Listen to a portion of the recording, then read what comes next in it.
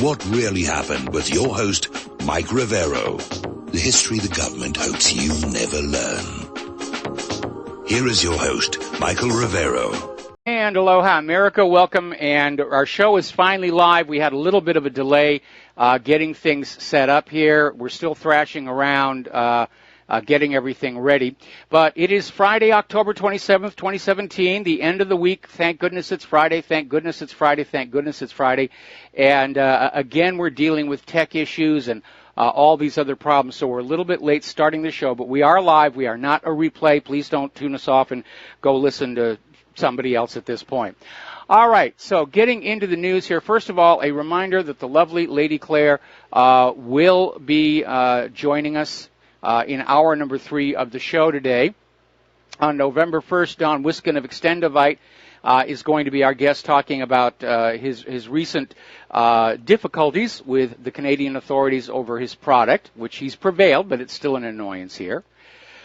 And the phone lines are now open, 800-313-9443. So getting on to the big story, and we're going to keep this the big story. Uranium One, the PP dossier, all of that stuff. That is the hot story on the independent media, and it is the absolute opposite on the corporate media. They are trying to make this go away. So what we have here basically is the entire Democratic Party establishment sold its soul and lost the election. This thing has spread way beyond Hillary Clinton or the Clinton Foundation. A lot of people are dirty with this, including people who are unfortunately still in positions of power and authority. This thing spreads everywhere. And I want you to step back for a minute and just think about it.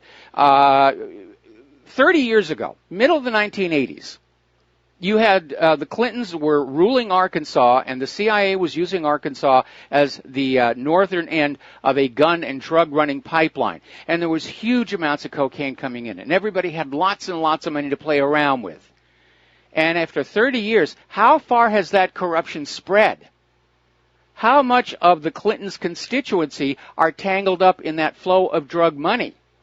How many businesses were started with laundered drug money?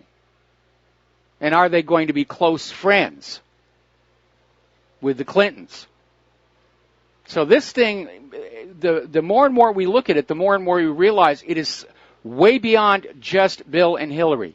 It is a huge chunk of Washington, D.C. They're all dirty with this. Now, this Uranium One informant that has just been cleared to testify before Congress apparently has video evidence of Russian efforts to bribe the Clintons specifically. And of course, CNN is now out there saying, well, Donald Trump got the gag order lifted. He's got that right as the president. They're trying to make it look like it's a vendetta, that it's a hatchet job. Gee, you want to talk about hatchet job? Look at that whole Trump-Russia collusion that they've been pounding on us month after month after month after month. And it turns out the only person not colluding with Russia was Donald Trump. So he's going to be testifying now before Congress, and all, the corporate media, the legacy media, they're all circling the wagons. Newsweek is out there saying there's nothing to any of this. Forbes is saying, look, we looked at this back in last year's election. We didn't find anything. USA Today, same thing. It's a lot of nothing. Even Snopes has gone out and done a page on this Uranium One deal saying it's completely false. It's completely bogus.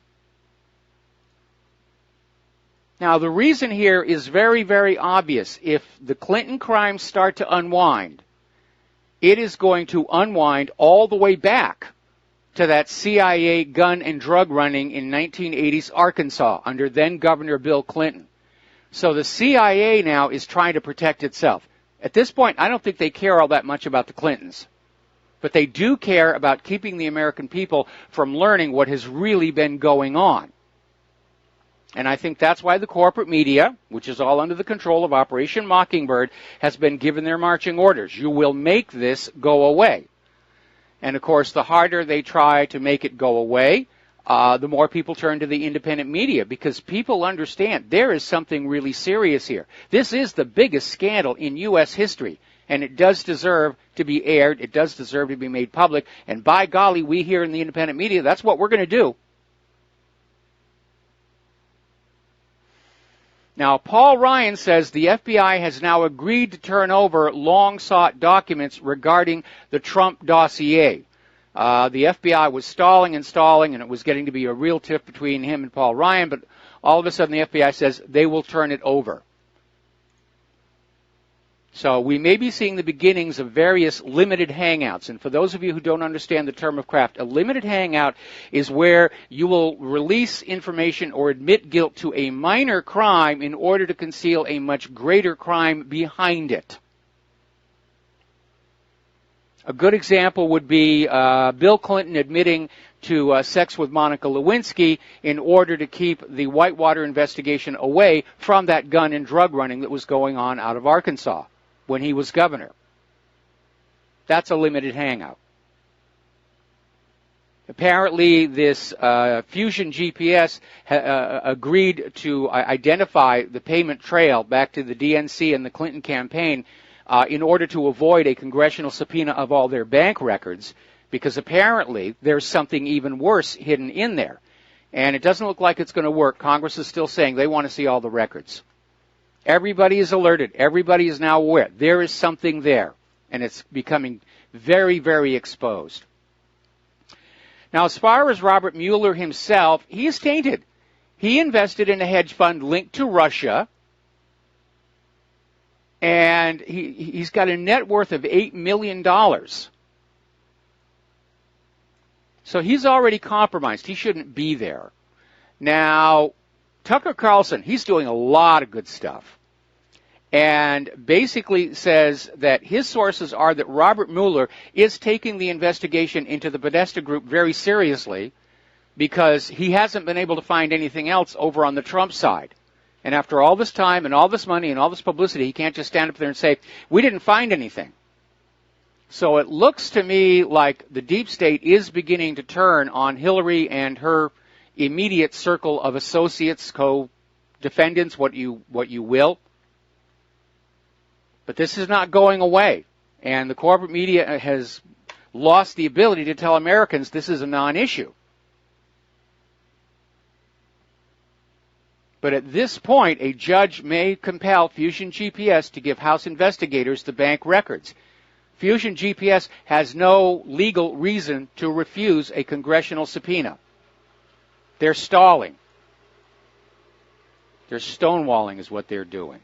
Now, here's where it gets really interesting. The lawyer for this FBI informant, who's now been cleared to testify, basically told Fox News Hannity that this FBI informant can directly connect Barack Obama to the Uranium One deal, because apparently Obama was receiving daily briefings on this deal as it went down.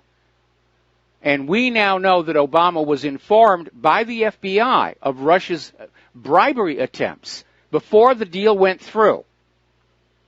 So when the deal went through and Obama was being informed, he was already aware that there was bribery and corruption involved and did nothing about it. Now, amazingly enough, Obama's CIA director is saying the Intelligence Committee should look into the Clinton dossier payments and where they went. Hillary's still out there trying to say, I had no idea. I don't know where. It's amazing. I still want somebody to be looking into that Clinton Foundation. You want to do a forensic audit? That's where it needs to be. Charles Ortel has already done one based on the available public information. He says it's dirty as all heck. They come nowhere near meeting the requirements for a tax-exempt charitable foundation. And that means that the Clintons should personally be liable for all the taxes on all that money. Meanwhile, Peter Schweizer's book, Clinton Cash, is selling out on Amazon. Everybody is looking into Uranium One. They're digging for the dirt. They're not going to take the corporate media's word. There's nothing there. This is on fire. We'll be right back. And aloha, America. Welcome back to the show here. And getting on back to the news here. Trey Gowdy is now saying that James Comey has to come and testify before Congress to explain his lies about the investigation into Hillary Clinton, and especially the email server. So Trey is out there. He's loaded for bear. And James has got a lot of explaining to do. I'm waiting for there to be a bug out, or all of a sudden a bunch of strange, suspicious suicides. Because I see a lot of bodies piling up there in Fort Marcy Park, I think. Meanwhile, Tucker Carlson's out there doing a really good job, and one of his frequent guests is Congressman Sherman, who's the guy who's actually filed impeachment papers against Donald Trump, claiming obstruction of justice.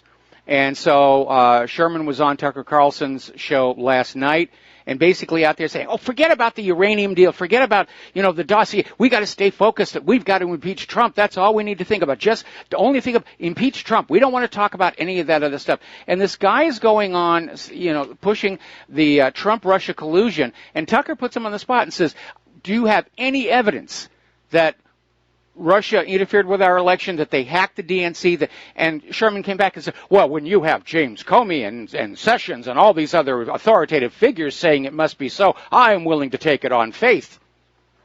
Resort to authority thing. So you can smell the panic. You can smell the panic. Meanwhile, Larry Klayman, who was the founder of Judicial Watch, and now he's got another group, Freedom Watch, is out there saying, this needs to have a special counsel now. Somebody who's truly independent. And I would nominate Larry Klayman for that job, because he has got a long, long track record of going after the corrupt, no matter which party they are in or whose ox got gored. Okay, we're going to take a phone call. Dustin in New Jersey, aloha. Welcome to the show. What's on your mind? Yeah, hi, Mike. Yeah, I love Tucker, Mike. Like, the only thing I don't like about him, he's got to grow some balls. he lets them talk over him. He's just got to say, shut up. And, he's got to scream over him, because that's what they're doing. That guy was full of crap. They're all full of crap, Mike, because you notice he brought up the tax plan. Let's talk about the Trump tax plan that's going to let millions of people go get out of work. I'm like, where has he been for the last 50 years? Where has he been when they outsourced all the jobs back in the 80s? They're desperate. They're desperate to find something that's going to distract from this, and there isn't anything. Everybody understands that this whole Russia hacked the DNC was nonsense. It was a leak through Seth Rich. Again, after one of the most expensive and wide-ranging investigations in U.S. history, it turns out the only person not colluding with Russia was Donald Trump. And so they're in a panic. They're desperate. They're going to start throwing their own liberal friends under the bus, like Harvey Weinstein. They may have thrown that out there to try and head this scandal off. It didn't work. We now have two scandals to look at, but we're not going to forget that first one. That Uranium One deal. And now we're finding out the United States really couldn't afford to lose that large a portion of its uranium reserves. That material was actually needed by the United States, and Hillary sold it to someone that we have all been told for the last couple of years is now our deadliest enemy, and who is now able to sell it to other countries who might actually be our real deadly enemies. That sounds a lot like treason to me, and she did it all for a fast buck. A lot of bucks, I will grant you, but still, that's what she did. And it needs to be brought out, and people need to confront that this is exactly what happened. But the problem is that it isn't just this one little crime. When you start picking at the hem of the Clintons, it's going to unravel back to all kinds of things. The tainted blood scandal, the murder of Vincent Fogg, the murder of all those people on the dead body list. Chinagate, Travelgate, all these things are all going to start coming back into the public view.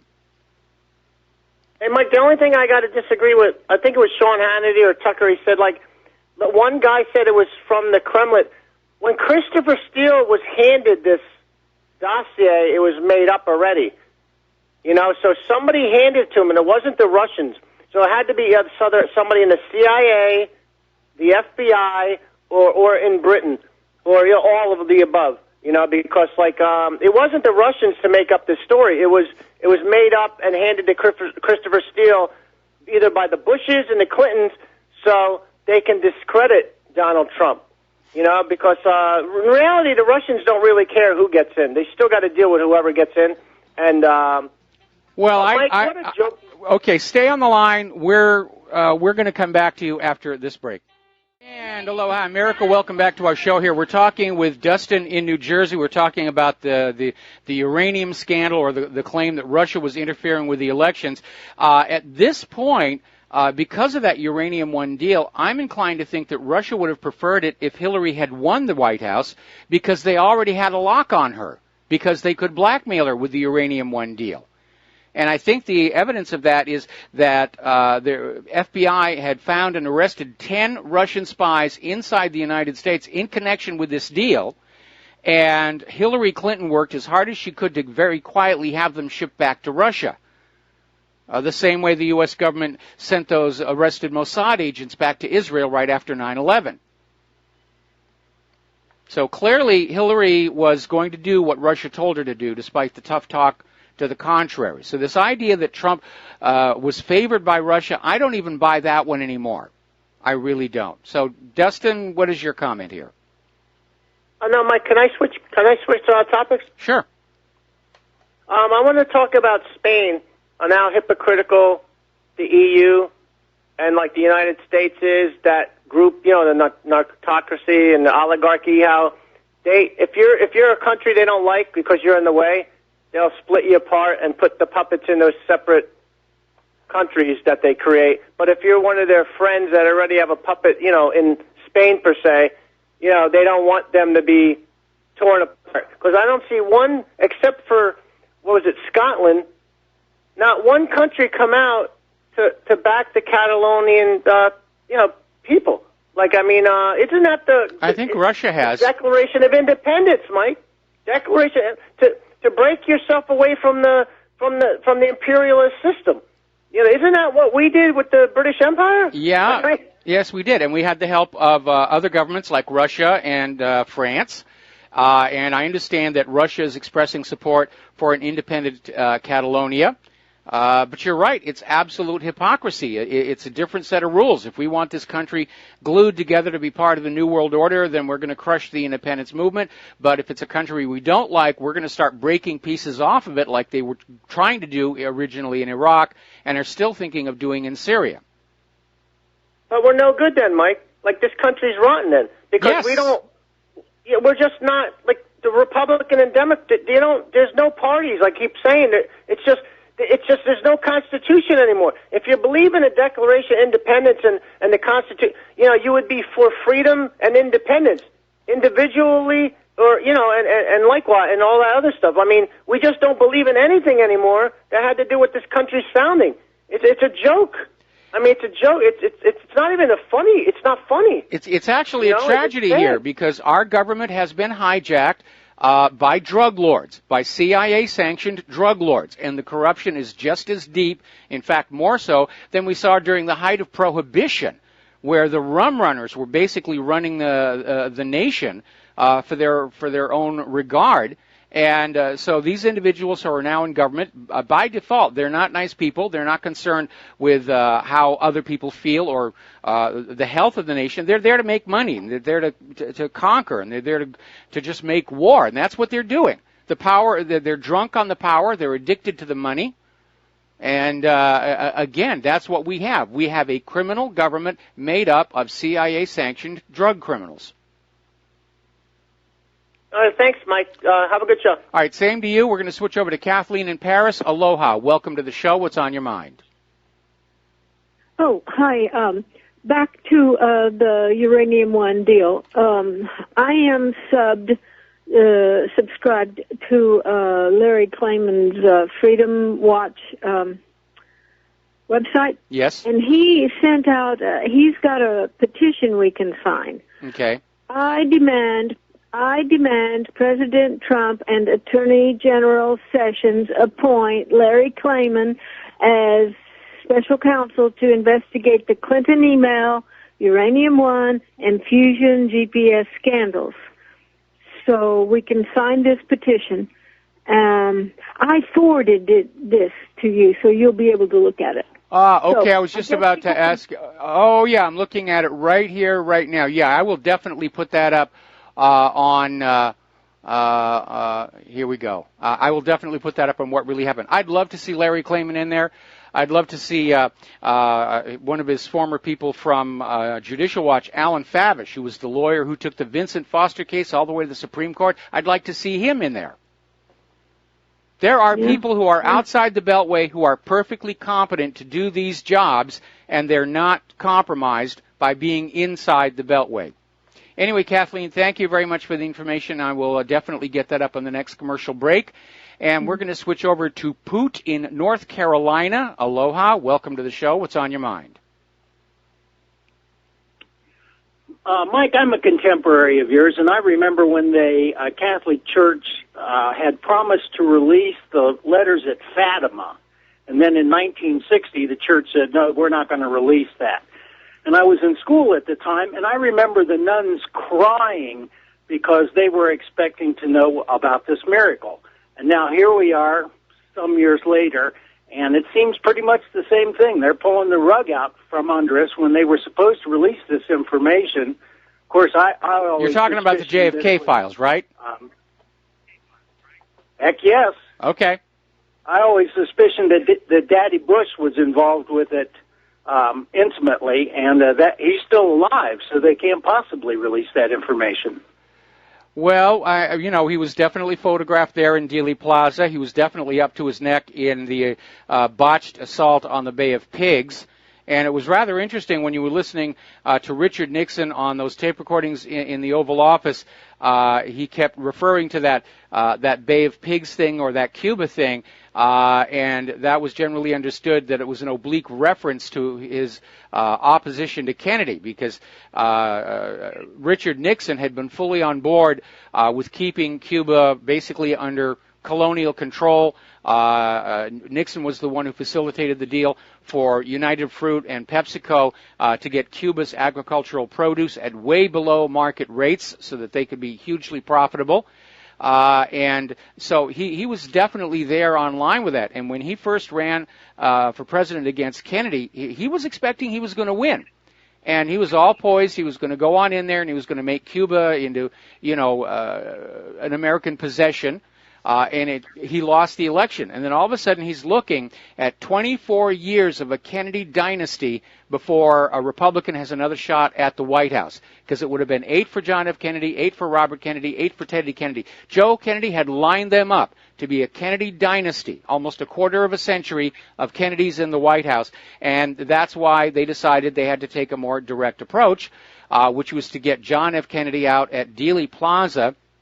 Then when Lyndon Johnson refused to run for re-election, that threw the whole situation into a panic, and it allowed Robert Kennedy to come on in and start campaigning with the implication that if he attained the power and authority of the White House, he would reopen the investigation into John F. Kennedy's assassination. And, of course, Robert Kennedy was then himself assassinated at the Ambassador Hotel out in Los Angeles. Then Teddy Kennedy starts making noises about running for the White House with the understanding that if he wins the White House, he'll have the power and authority to open up both Robert and John's cases. And then he had the incident at Chappaquiddick, which may not have been a simple traffic accident. It may have been an attempted assassination that went wrong. But because Mary Jo Kopechne was in the backseat of the car and died, Ted Kennedy was so damaged he couldn't possibly run for the White House. By the way, another little historical footnote. It was through Mary Jo Kopechne that Johnson learned that John F. Kennedy was going to replace him in the second term, because one of Johnson's people was roommates with Mary Jo Kopechne. Mary Jo Kopechne was not an innocent. She was a Kennedy party girl, with all that implies. So that was that connection there. LBJ learned that John F. Kennedy wanted a different vice president in the second term, and that would have meant the end of LBJ's career at that point. Are you there?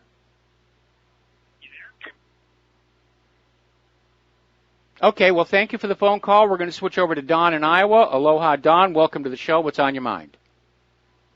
Oh, Mike, yes. I just saw a clip there on YouTube.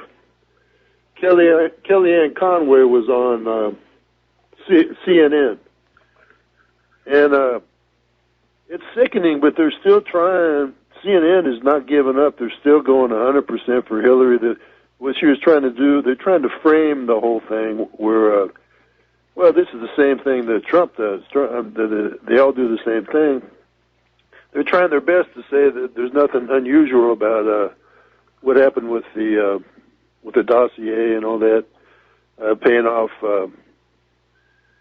the foreign agents and everything. But you know, and Kellyanne Conway starting to get mad about it. You know, because of course you're going to get mad. They've been talking for a year. Russia. They've been trying to send the propaganda as hard as they possibly can, and now Russia. She actually said, "Well, what's so bad about Russia? Russia's okay." You know, so it's hard to believe. It's sickening. I mean, it's sickening. You know, I never watch CNN at all, but I happen to turn on this clip from YouTube, and it makes you sick. Yeah, it really does. But then that's why people aren't watching CNN or reading USA Today or Forbes or any of those anymore. Their audiences are way down. People don't trust the corporate media, and this is only going to make it worse because of how the corporate media was seen to just be pounding on this Russia hacked the DNC email or Russia was colluding with Trump with zero evidence whatsoever, and yet they kept pushing and saying, yeah, just believe us. We don't have any evidence, but just take our word for it. We're the authorities. You will believe it. And then they turn around, and there's literally a mountain of evidence regarding the Uranium One deal, and the corporate media's attitude is, we're not really convinced there's anything important there. And so their liberal bias, or let's be more honest, their control by the CIA has never been more obviously on display. It's propaganda. Like you say, they're not getting paid by their advertising revenue. I mean, the corporate sponsors will buy their ads, but the ads are not there to actually, you know, because they're paying more for the ads than what they're worth. What they're trying to do is get control. They're trying to use it as a propaganda arm. Yeah, they are, but they don't have a monopoly anymore. I mean, back when John F. Kennedy was killed, you know, the media was under the control of the CIA through Operation Mockingbird. And everybody got into lockstep with, you know, the crazed lone assassin Lee Harvey Oswald. And, you know, anybody who thought he was with the CIA was a kook and a nut and a conspiracy theorist. In fact, the phrase conspiracy theorist was invented as a propaganda tool in the wake of the John F. Kennedy assassination and how many people were questioning that official story. So, but that was back then when people just didn't have a choice but to look at what the corporate media, the magazines, the TV, radio were saying and say, oh, I guess that's what's going on. That world is gone. There is now a true diversity of perception here in the United States, and it's called the independent media. And that's why they're trying to find some way they can shut us all down, getting around that First Amendment, screaming that we're all fake news, screaming that we're arms of Russian propaganda, and just endless smears, and, of course, direct attacks on our finances and on our servers and the rest of it. They love to play dirty. They think it's their divine right. Right. Okay, well, anyway, I just wanted to pass that on, that, you know, what Trump should have done, and he could still do it, what I thought he would do from when he took over as president, he could just say, CNN, you're just so fake that you're not even invited to be in the press pool anymore. So just go get your fake news somewhere else. He could have done. He could still kick him out. I mean, yeah, he did kind of talk. Well, he put them in the back row for a while here, you know. But the corporate media has basically united together, and they've sent a message to the White House. Okay, you will have to deal with us. You will go through us to reach the public. If you try and go around us, we will just make it our mission in life to absolutely destroy you. And Trump, I think, is playing it a little bit cautiously. But we're right now on this Uranium One deal and on this dossier deal. This could turn out to be the final battle between the corporate media and the independent media over who's going to be more trusted by the American people. And right now it looks to me like the independent media is winning that one. Trump is trying to be cautious. It might turn out to be maybe he's just playing like at a slow roll, and he's giving them enough rope to hang themselves, and pretty soon here things will be looking pretty good. Okay, I'll let you go, Mike. All right, well, thanks an awful lot. But I mean, on the first indictment, the first conviction, and again, we saw the exact same thing back during Watergate, where the Washington Post was the sole exception. The rest of the media was saying, there's nothing there. It's ridiculous. To even think that a president of the United States of America would do these kind of things. And then all of a sudden, these top officials started being indicted, charged, sent to jail, forced to resign. And that's when the rest of the media finally said, okay, we have to cover this a little bit more honestly because we're looking like idiots out here. And we're coming up on that moment here relative to the Uranium One scandal and the dossier scandal. There's going to come a point where the corporate media is going to say, we're looking really bad here, we're losing audience, we're losing advertisers, and we're either going to have to start giving the American people the truth about what's going on, or we're just going to be out of business. And that is just the way it is going to be. All right, so the phone lines are now open again. We're going to get back and do a little bit of news here. Senator Orrin Hatch, Republican of Utah, has announced that he plans to retire. He is not going to run for re-election. And apparently former Massachusetts Governor Mitt Romney intends to run for Hatch's seat. Romney may still have long-term ambitions for that White House. But again, looking at some of the stuff that came on out about how he does his business and how many lives he's ruined, how many companies he's ruined. I don't want him there at all. And again, especially the lesson from the last year. I don't know about you, but I am really sick and tired of every 4 years having to choose the lesser of two evils to bow down in obeisance to. And I think that needs to change.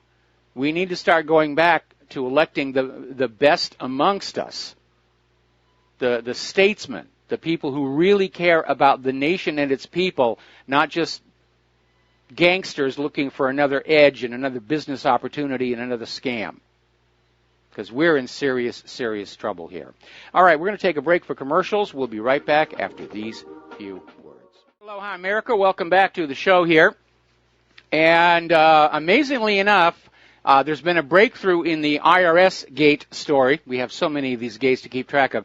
The American Center for Law and Justice has won a years-long legal battle against the Internal Revenue Service in which the IRS has now admitted that it wrongfully targeted conservatives during the Obama administration specifically because of their political viewpoints.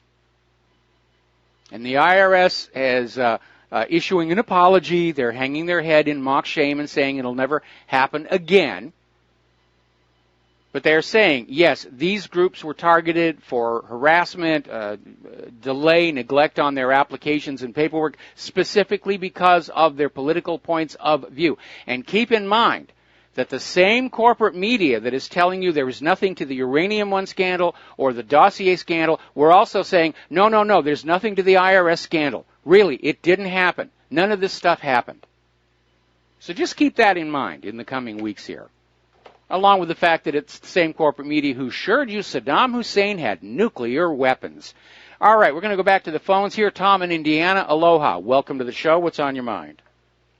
Aloha, Mike. I want to thank you for showing us all the false flags that have been around. This one has been, with the JFK opening up the papers and stuff like that, I think you've heard of the passage of the Gun Control Act of 1968? Yes. And that was pushed by LBJ because Lee Harvey Oswald assassinated the president with a mail-order gun that he bought.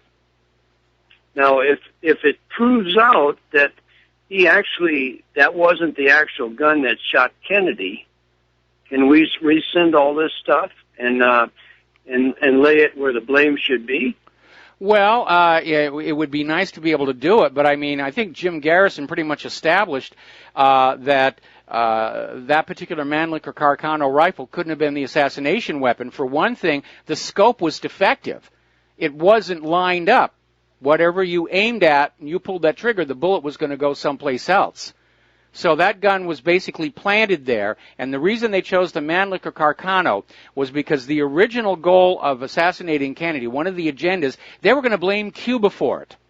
Remember, this is after that whole Bay of Pigs thing had gone down and led to the Cuban Missile Crisis, and then the CIA was engaged in Operation Mongoose, where they were going to try and go for a second invasion of Cuba, and Kennedy got word of it, and he shut it all down because he didn't want to trigger a nuclear war with Khrushchev. So what the plotters in the assassination did was they understood that following the Bay of Pigs invasion, Castro was importing cargo ships full of these very inexpensive Mannlicher Carcano rifles from Italy, and he was arming all of the Cuban people to be ready in case there was another U.S. attack. And that's why they chose that rifle, because they had laid a paper trail of phony Oswalds going down to Mexico, over to Cuba, and coming back.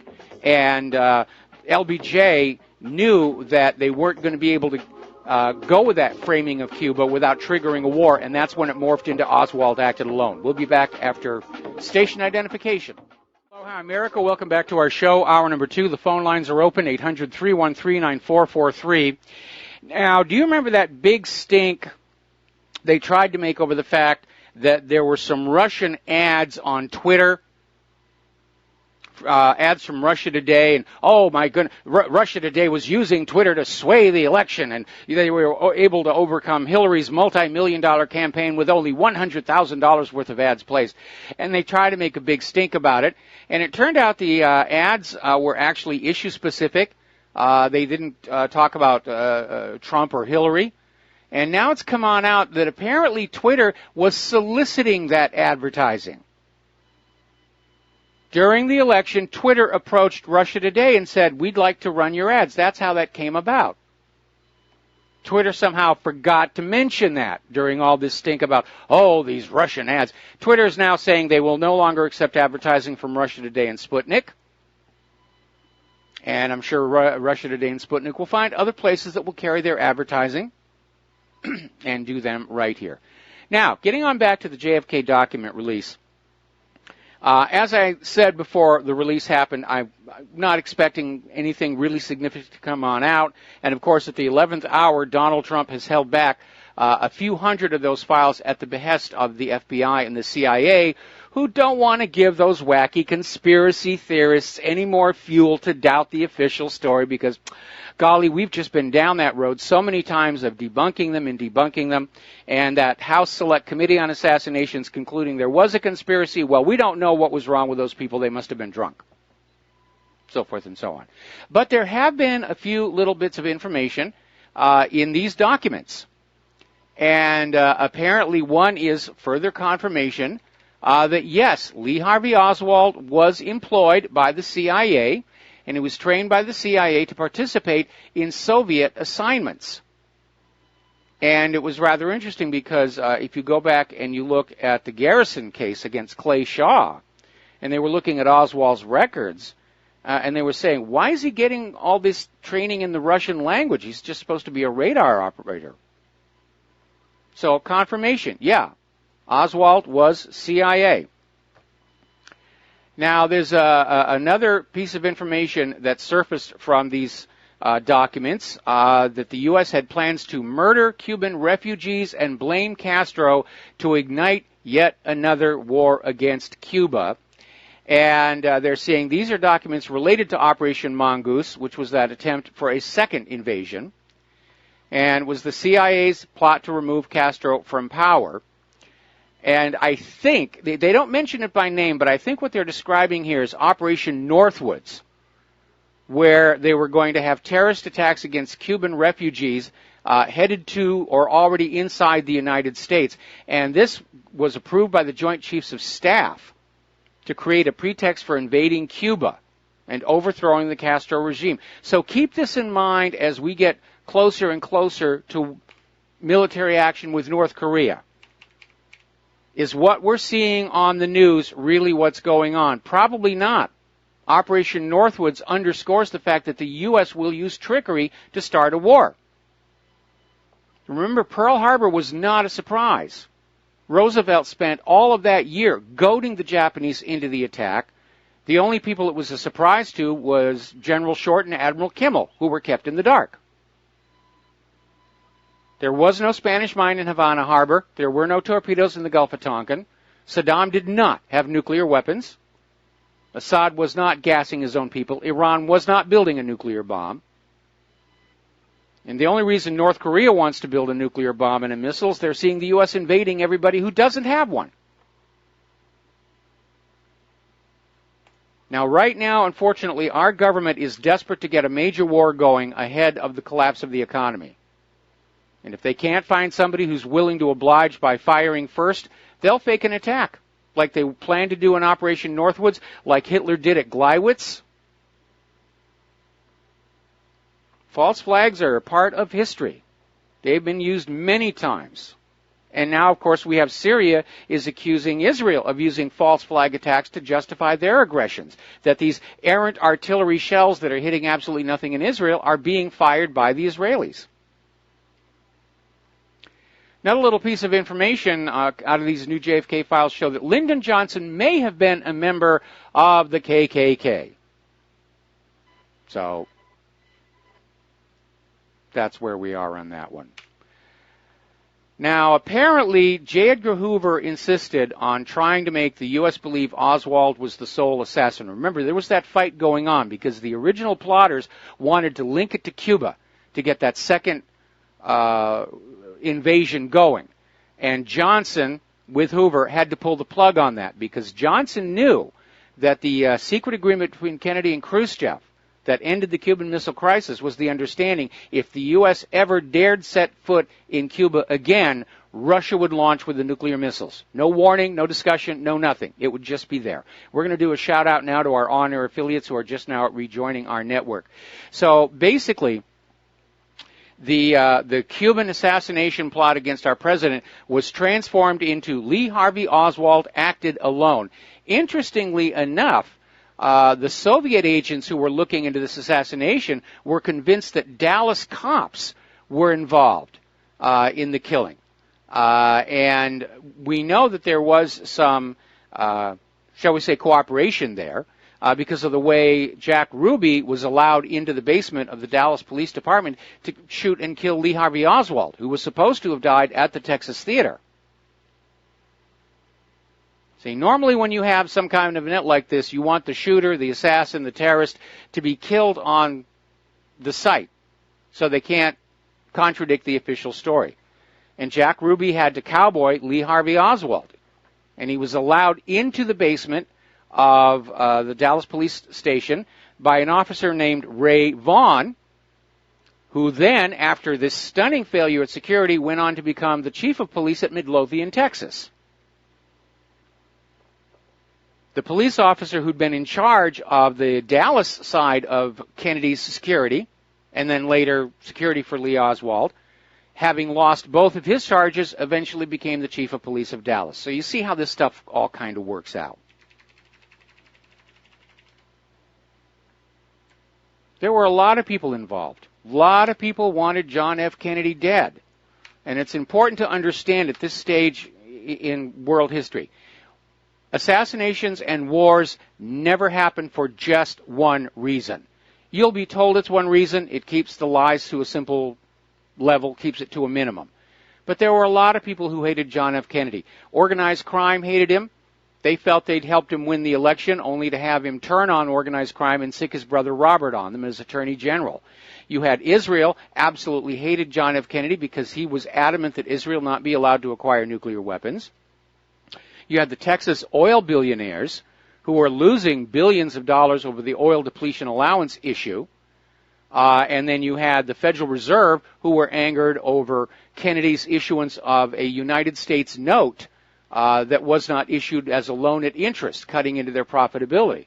So there were a lot of people who did not like Kennedy. And, of course, his intention to pull out of Vietnam angered the Pentagon. A lot of people in the CIA felt Kennedy had betrayed them at the Bay of Pigs by yanking the plug. But Kennedy said the CIA had lied to him about the strength of support for a U.S. invasion by the Cuban people. It just wasn't really there. So when you see somebody gearing up for a war, there's usually a large number of players. And they all want slightly different things. But they all overlap where they agree that a war or an assassination is what serves their interests best. Now, speaking of serving interests, remember Corrine Brown, former congresswoman, She spent almost 25 years representing Florida in Congress, and she has now been found guilty of taking money from a charity that was purported to be giving scholarships to poor students.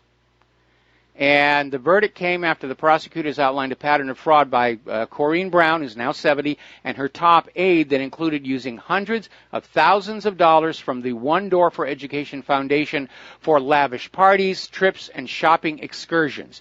She was convicted of 18 of the 22 charges against her, including lying on her taxes and on her congressional financial disclosure forms. Now, this Corrine Brown, you've probably heard the name before. She partied with Nancy Pelosi. She flew on Air Force One right next to President Obama, and she was a superdelegate in last year's election, and she voted for Hillary Clinton. So it kind of makes you wonder, are all of Hillary Clinton's supporters criminals of one form or another?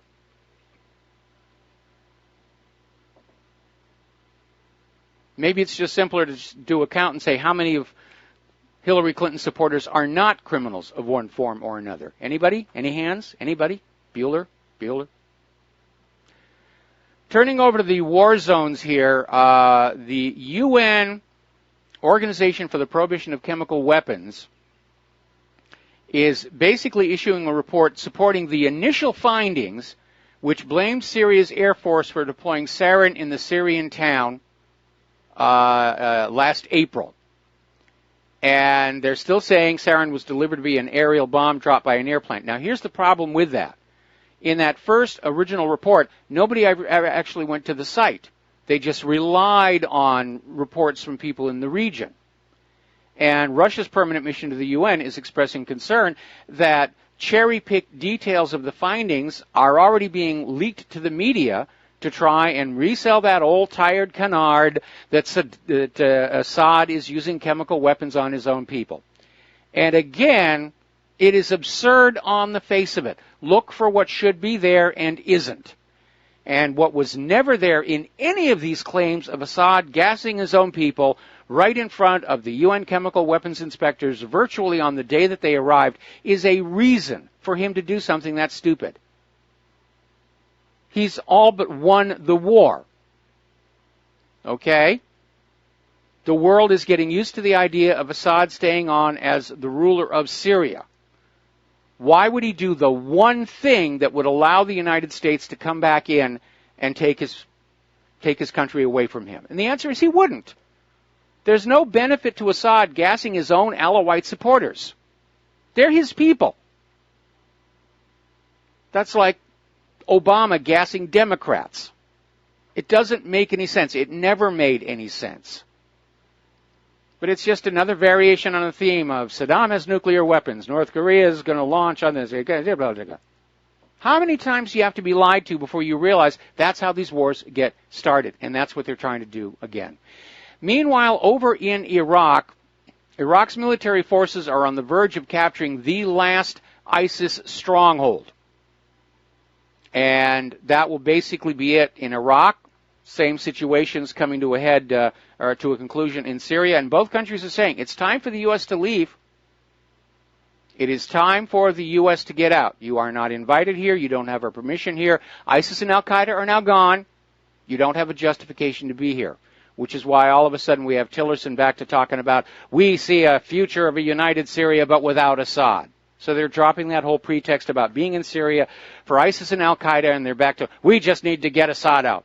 And we'll make up a good reason. Let's go back and try the gassing his own people one, and if that doesn't work, we'll say he has a Death Star. Or he's torturing small kittens in the microwave oven in his bedroom. We'll find something that'll get people on our side to get rid of him. Meanwhile, Pakistan is saying it's time for the United States to accept they are defeated in Afghanistan. There is no military resolution possible, and it's time for a political solution. It's time for an exit strategy. Of course, we know what we're hearing from the U.S. government. They're just going to pour more and more people in there. Eric Prince is saying, let me go in with my mercenaries and we'll do great work of it. But again, insanity is defined as doing the same thing over and over again and expecting a different outcome. There is a reason Afghanistan is called the graveyard of empires. And I imagine Putin has been laughing his head off all these years over the fact that the U.S. walked into this same mistake that the British did and the Soviet Union did. But Pakistan is right. The U.S. is unable to win in Afghanistan. They're just pouring more children and more money in there so they can say, well, at least we're not losing. At least we're not losing. See, that's a good thing. Story coming out of Blacklisted News talking about our policy toward Iran is very clearly being dictated by Israel and Netanyahu. We have polls showing the majority of the American people are very happy with the Iran nuclear deal. You have many officials within the U.S. government are saying, yeah, let's just leave things the way they are. Europe, which is co-signers on this agreement, they're all saying, absolutely, let's leave it alone. So why is Trump moving forward with decertifying, getting ready to dump the deal, getting ready to make war on Iran, which has not done anything to us at all, because that's what Israel wants. Israel wants Iran smashed to rubble the way they already did to Iraq. And it's one of the areas in which I'm very, very disappointed in Donald Trump. Because if there's one quality we would like to see in a president, is that policy decisions are not made on the base of who is a family friend and who is not. That appears to be what's going on here. Interestingly enough, U.S. Defense Secretary James Mattis is all of a sudden deciding to play the role of diplomat. He's over in Thailand this week, calling for peace on the Korean Peninsula. And he's saying, let's look for a peaceful resolution with North Korea. And he's out there saying, do we have the military options in defense if we're attacked or our allies are attacked? Of course we do. But everyone is out for a peaceful resolution. The U.S. is not rushing to war with North Korea. Maybe. Frankly, it looked to me like North Korea was just testing their weapons, which everybody who's building weapons, they test them. U.S. tests missiles over here on the next island over. Russia just tested a really big one. We'll be talking about that later in the show. You know, when I was building black powder firearms as a kid, there was always that one point where you'd have it roughed together and you'd put a load on and you'd pull the trigger and see if the thing was going to work. That's just part of weapons development, and that's all North Korea's been doing. Meanwhile, South Korea is upping the ante. They have announced plans to develop a new surface-to-surface missile that they claim will be able to reach North Korea's bunkers and long-range artillery facilities. The missile is designated the Hyunmoo-4, and it's a more powerful version of two other types of surface-to-surface missiles now in South Korea's arsenal. So South Korea is getting ready to sneer at North Korea, and everybody's getting ready to sneer at everybody else. But I think one of the cautionary tales here is that Mattis may be backing off being openly aggressive against North Korea, barring a false flag. They could still go that route. But the realization that North Korea may not have a deployable nuclear weapon in an ICBM right now, but that if the U.S. were to go to war with North Korea and was not able to do a first strike, take them all out, the war would drag on so long that it was inevitable before the war was over, North Korea would have that capability. So you'd want to take a good look at that. Meanwhile, Israel is all of a sudden having second thoughts about their brand new spanky shiny F-35 fighter jets, because they're starting to be delivered, the A version, and Israel is kicking the tires, and they're starting to say they're not happy. They don't think it was a good decision to buy this F-35. And apparently there was a military review put together by various defense-related ministries within the Israeli government. The conclusion was reached with specific regard to the acquisition of the F-35 fighters that placed emphasis on need to meticulously assess the jets already purchased, and interestingly enough, to begin considering alternatives if the aircraft did not meet Israeli Air Force expectations. Now, this sudden compromise in confidence over the fighter's ability by Israel following practical assessment, meaning they took it out for a test flight, comes as no surprise, for the aircraft is already being reported as inherently flawed among every nation that has tested it, including the United States itself. It is a boondoggle. It is a horrendous boondoggle. And I know they're deploying some of them to Japan, and by golly, don't they look spiffy sitting there on the runway. We'll be back after these few words. And aloha, America. Welcome back to our show here. Now, I alluded to this earlier in the program. Russia has carried out a successful test firing of their Satan II ballistic missile, and it was fired last night from the Plesetsk Cosmodrome, and it flew 3,600 miles before hitting its target on the Kura test range. And this missile can carry 12 nuclear warheads. And here is the kicker. We mentioned this the other day. Each warhead has a yield potentially of 40 megatons. This is a single rocket that can basically destroy an entire country. Now, 3 submarines capable of carrying nuclear warheads also carried out successful ballistic missile tests, while 3 bombers hit ground targets with cruise missiles. Apparently, this was all part of a large military drill. But that Satan II missile, that is definitely a game changer. That is a monster. And Russia has always built big bombs. The further the U.S. would dig down into the ground, places like Cheyenne Mountain, the Russian answer was, we'll just make a bomb big enough to make sure we get it. The biggest nuclear weapon ever built was built by Russia, was called the Tsar bomb. And its maximum yield was 100 megatons, and the Soviets were so scared of it, they dialed it down to 50 for the test, and it still was a huge, gigantic blast. Now then, the U.S. is once again looking at a new round of sanctions against Russia. And so there's all these Russian defense companies are on this list of new U.S. sanctions. You know, by golly, we're going to give you what for? How dare you hack into the DNC emails, and how dare you interfere with our plans for global domination? So Secretary of State Rex Tillerson has authorized the Department of Justice to issue guidance, the State Department to issue guidance to the public specifying the persons or entities that are part of or operating on behalf of the defense or intelligence sectors of the government of the Russian Federation. So basically they've just declared economic war against the Russian government. And economic wars are very often the harbinger of real wars.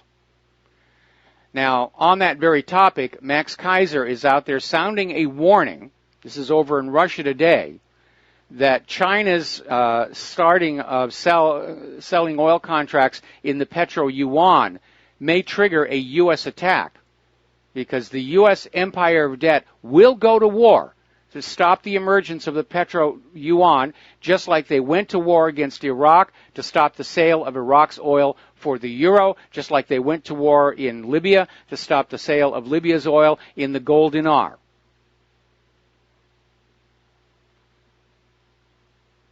Now, maybe the U.S. will realize that China is not the military pushover that Iraq and Libya were, and that will restrain their hand. But Max Kaiser is right. That is what's driving all of these wars from the U.S. government side. A desire to drag the world back to being forced to use the U.S. dollar for global trade and banking, off of which Wall Street makes a small profit. And even worse, use that global currency to exert political control on other countries. Now, we all remember Mattel toys. I do, especially because there was at one point my father worked for them, and I got to be a toy tester. I think I was like 13 when that happened. Anyway, Mattel, iconic name, started the Hot Wheels craze. They had a lot of really cool things.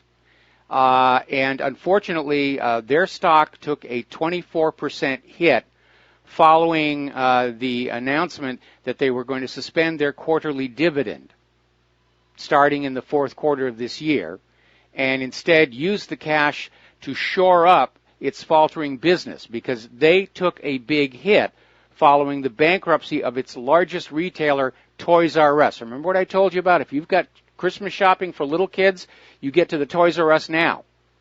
They're not getting in any more inventory. What's on the shelves right now is what's going to be there until they close. So get that done. We'll be right back. And aloha, America. Welcome back to the show here. And I'm looking over here on CNN, and they're trying to push this idea that Trump and the White House are trying to basically shut down the probe into the Trump-Russia collusion. Well, here's where it gets sticky, because if, in fact, the FBI used this bogus dossier to get these FISA warrants, then the entire investigation is illegitimate. Because under that Fourth Amendment, you have to have real evidence of a crime.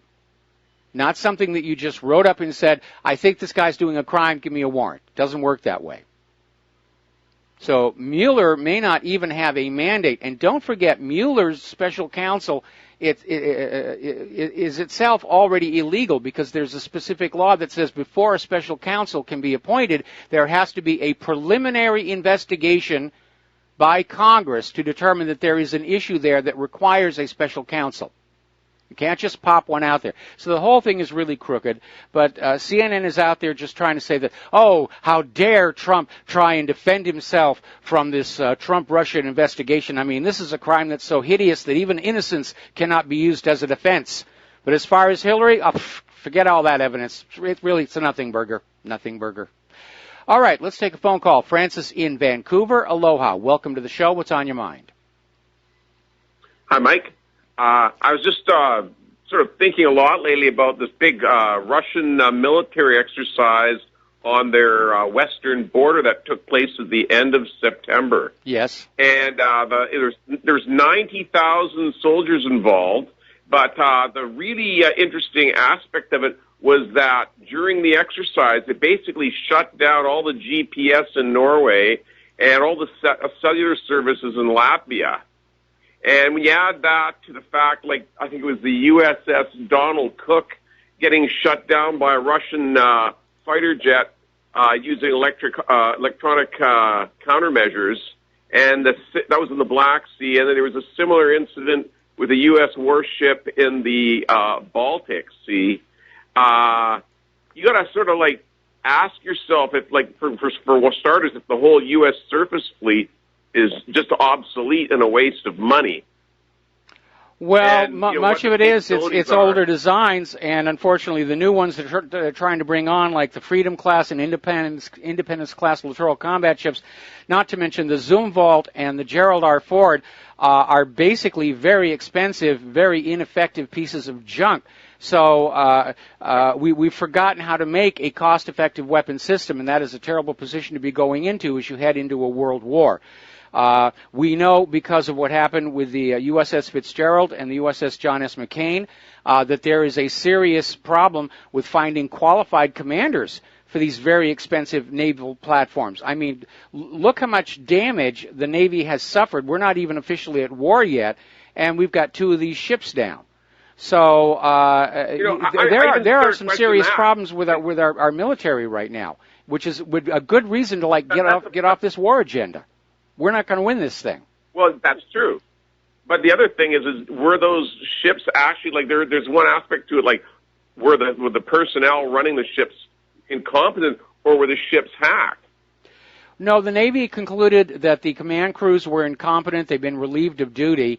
And it's very obvious to me, having spent some time under sail myself, that whoever had the con didn't understand there is a pecking order for right-of-way when ships are crossing each other. And those large super tankers and cargo ships, they're number 1 on the list. Okay, and it looked to me like somebody just thought they were going to just dart around in front of them, and you're not supposed to do that. That's why those rules are out there, to minimize these kinds of problems. Yeah. Okay? So, well, anyway, have a good Friday. All right, same to you. We're going to switch over to Thomas in Florida. Aloha, Thomas. Welcome to the show. What's on your mind? Okay, looks like we may have lost Thomas. Are you there? Going Hello? once? There you are. Yes, I'm here. There you are. Okay. Yeah. Yeah, I apologize. I haven't been listening to your show simply because my computer went down, and maybe I'm a bit off topic if you have specific topics you're talking about today, but I had a question that maybe you could answer.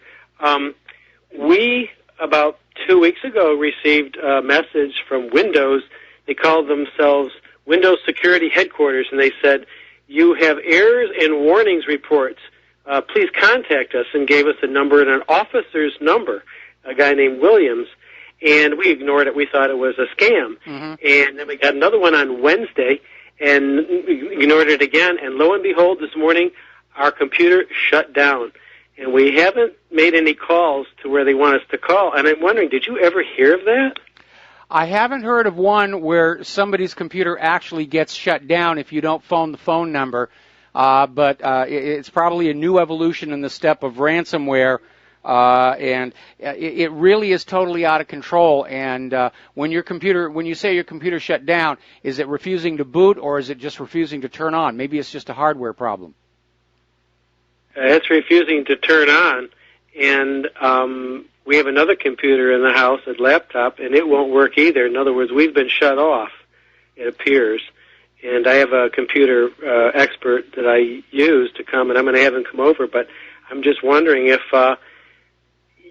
they said legal actions will be taken against your computer, and they said your case number, and they gave us the case number and the guy's name, and it seemed like such a scam at first, but they really did shut it off, and I'm just wondering if they have the power. It does sound like a scam, and unfortunately, thanks to the NSA and the CIA, these cyber criminals have very easy access to the internals of your machine.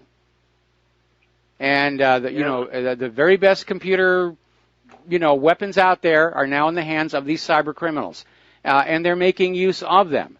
And this looks to me like a situation of sort of pre-ransomware. They don't actually get your system infected. They just say, you got to call us and you got to deal with us, or we will shut you down. So it does sound, if there really is a link between the shutdown of your computers and these emails that you were getting, that definitely qualifies as extortion.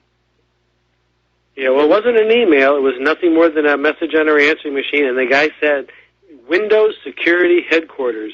And I'm going, gee. So, yeah, I guess I'll have our computer guy look at it first to see if it's a scam. But, we have like RBN streaming all the time at this house, and I'm wondering, do you think it's any possibility that they were, like, shutting us down because we're, what do you want to call it, persona non grata, whatever. Okay, well, I'm looking here. I just did a Google search, and yes, this whole thing about Windows Security Headquarters, it is a scam. I'm not seeing any reports about how they're actually physically shutting your machine down, but I would be very interested in what your computer security person says actually happened, okay? Okay. Yeah, so it is a scam that you see. Yes, it is a scam. It seems very scam-like. Okay. Okay, well, thank you very much. All right, thank you very much. And it is out of control. And maybe one of the reasons the U.S. government doesn't want to do anything about it is because it's really their fault. They allowed these very expensive taxpayer-funded cyber weapons to be leaked out onto the dark web, and now they're being used against all of us. And so the U.S. government is going to pretend it's not a problem because anybody who looks at the problem is going to say, well, look, you guys caused this. You drilled all these holes in our security so you could spy on us, even though we're not doing anything wrong. And then the cyber criminals find the holes, and they're causing all kinds of damage to our productivity, to our economy. This was not well thought out. It's another classic case of we've got to have access to the people's computers. Okay. And then inadvertently you open up the opportunity for cybercrime. Or maybe they are the cyber criminals. Maybe CIA and NSA are the cyber criminals. Kaspersky seems to think so. All right, let's see. Al in Canada. Aloha, Al. Welcome to the show. What's on your mind?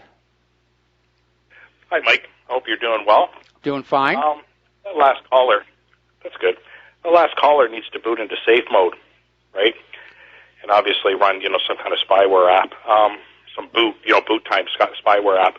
Anyway, are you a big fan at all of James Spader? Yeah, why? The key played in Boston. Well, he played in Boston Legal, and now he plays in The Blacklist. Oh, I worked with him on Stargate. In Boston. Oh, really? Yeah. Well, now I'm a big fan of you again. No, he's a nice guy. Boston Legal was shut down. Oh, I love the guy. Boston Legal was a pretty neat show. They were actually talking about a lot of day-to-day, things that happen and whatnot. But so James Spader's in it's not new anymore. They're in their 5th season, The Blacklist.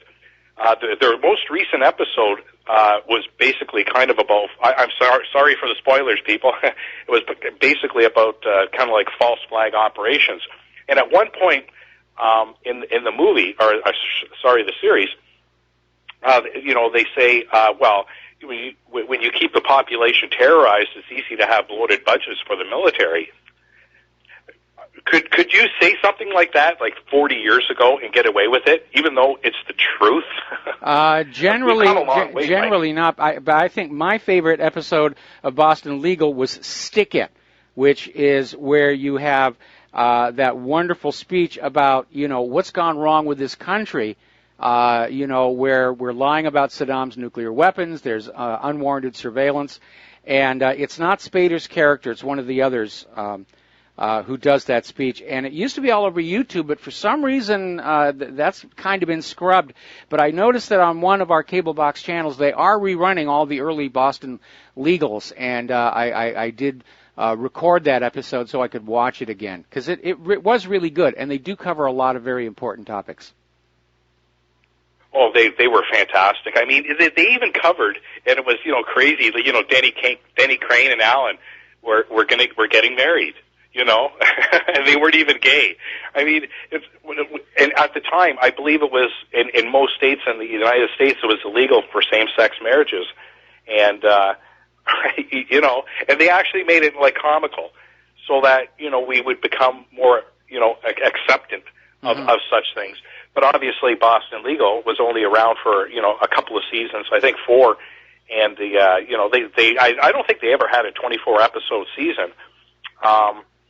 They were cut off because of probably this controversy that they were stirring up. And unfortunately, it's too bad, but that's the way it goes with some of these series. Yep. It's the way it is. But we're getting away from the point. But the point is, like with this recent episode of The Blacklist, was they're actually talking now about false flags and keeping the American people terrorized. So they're willing, as you say, just like you say, willing to give their money and their children, and it's all bull. Yeah. With a capital S and a capital blah blah and a T, or BEX. It's classic. Okay. I thank you for your time. All right, you got it. We're gonna switch over to Joe in California. Aloha, Joe. Welcome to the show. What's on your mind? Whoop, I guess we lost Joe. Hello? Can you hear me okay? I hear you fine. I'm here, Mike. Yes. What's on your mind? I was going to let you know that I had experience with that blue screen call-in ransomware that the guy was talking about earlier, and I actually called in to the number on the screen because that's all you could do. It was just a blue screen with a message from Microsoft and a phone number, but it was a ransomware scam. I didn't know that, but I called them up, they wanted me to pay like a couple $100 to get things straightened out and install some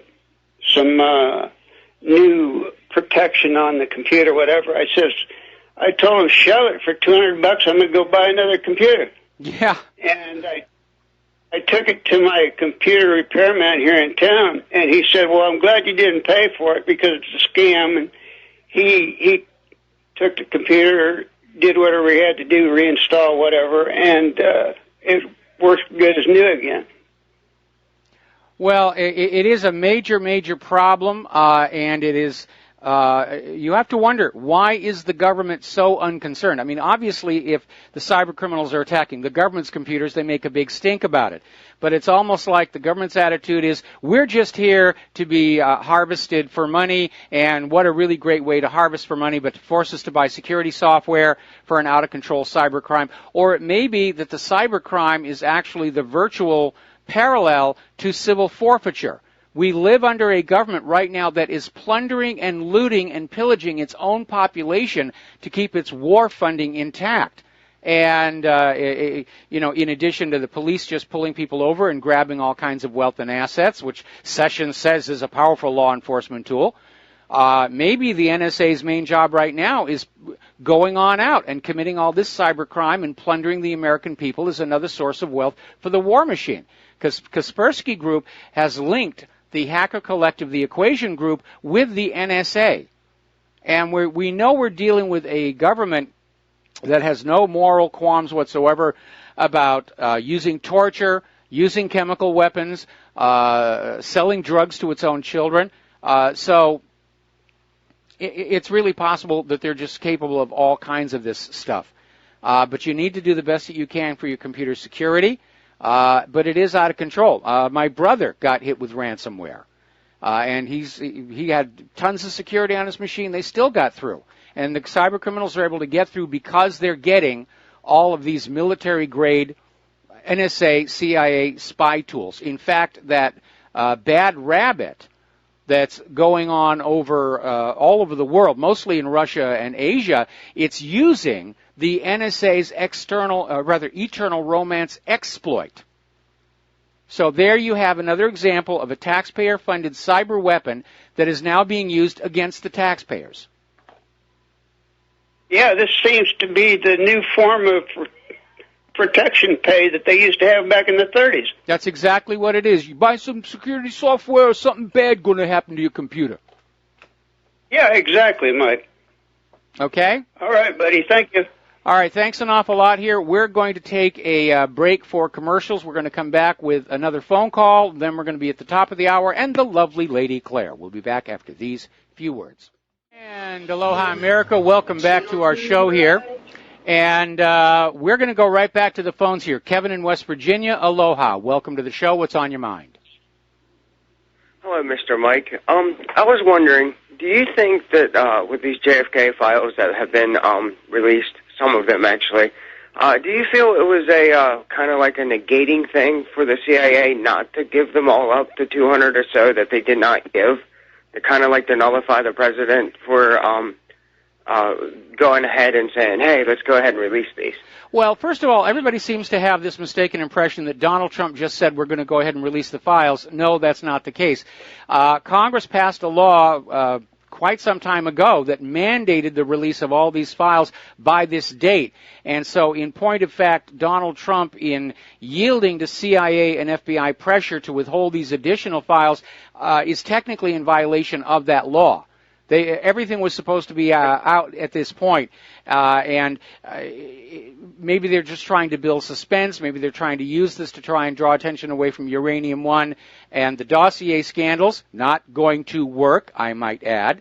Or it may be that, given that there have been some rather tasty little tidbits in the files that were released, there may in fact be some stuff in there that really would undermine the official story of the crazed lone nut assassin, which is still the official story, despite the House Select Committee on Assassinations concluding that there was, in fact, more than one shooter in Dealey Plaza that day. No, I totally agree. And I just was wondering, because of Poppy Bush still being alive, I was wondering if his name isn't floating around in those 200 or so documents that were not released. Because he's the only one that's still alive, right? As far as I know, yeah, he's the only one still out there, and they're saying it's only for a few months, but I would say that in all probability, there's something in those. Certainly makes them look like they've got something to hide. It makes them look guilty, and politics is perception. So anyway, oh, yeah, absolutely. As we get more into the end of November, closer to Thanksgiving, we'll spend a lot more time on JFK. But for right now, the focus is still going to be back on the dossier gate, and Uranium Gate. And while we're at that, we're going to dig up all the other gates as well. Travelgate, Chinagate, murder of Vince Foster, and just all that stuff. It's time for all of it to just be shoved out there into the public so that people start to confront the true nature of those who rule us and the means by which they stole our nation from us. If anything you put on your website on what really happened, can I take that and push it out there on Facebook or Twitter, or if it's, can I copy them and hand them out? If it's my original work, yes, you are free to copy. If it's something that's linked from someplace else, well, you're welcome to post the link. The only thing you're not allowed to do is do a complete copy and paste of somebody else's work and post it as if it's your own. That's a copyright violation. But as far as the original content on my website, it's all in the public domain. Help yourself. Have fun with it. Thank you for the call, Kevin. We've got to take a break here, and when we come on back, the lovely Lady Claire will be joining us. And aloha, America. Welcome back to our show, hour number 3. And for those of you watching on BAM Music TV, this gorgeous creature sitting to my side is the lovely Lady Claire, who likes to share hour number 3 of Fridays with us with her unique perspective on the world. I'm admiring the jewelry that you're wearing. Yes. And, it's even got a place for a stone in there. That's amazing. All right, so what's the first thing you want to talk about today? I am very, very concerned about information coming forward regarding that Niger attack on Americans.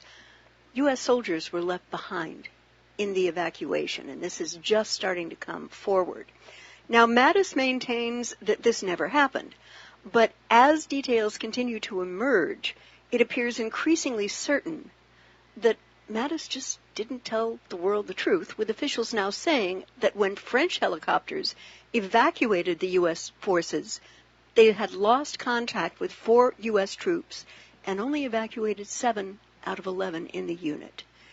Hours later, when they managed to return to recover the bodies of the 3 soldiers initially reported killed, the 4th soldier wasn't found for another 2 days.